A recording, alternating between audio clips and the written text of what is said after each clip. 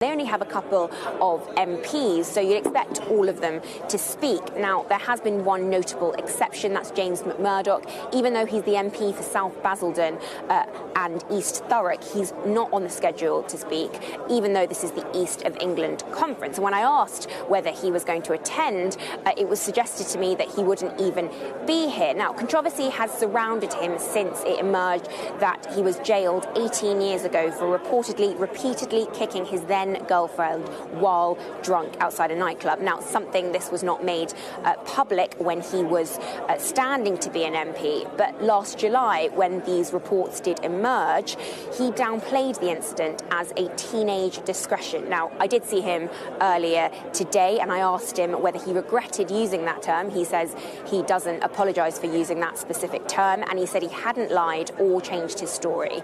Here's what he said. I pled guilty to common assault, not ABH or anything more serious than that. You described it as a teenage indiscretion, though. Do you think that's fair? Do you think that's fair to victims of domestic violence who may look on that? I'll tell you a really interesting story about that. So when I was first talking about this in private with other people, I was really head down, basically, I was really beating myself up about it. And someone else said, look, you were a kid, it was a teenage indiscretion. And I really, really appreciated them saying that. So when I put my statement out, I included that phrase. But then why did you lie about it? No.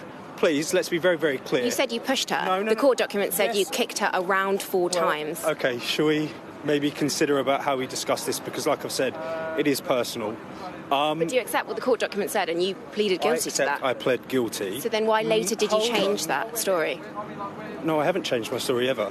Now, we also wouldn't say whether the party knew about this conviction before he was an MP and while he was standing to become an MP, but Nigel Farage has previously said there was no vetting in place. Now, it's unclear whether their new vetting system that Reform were having for their new candidates, whether James McMurdock would have passed this new vetting system. No mention from Nigel Farage on the leader on whether this is possible.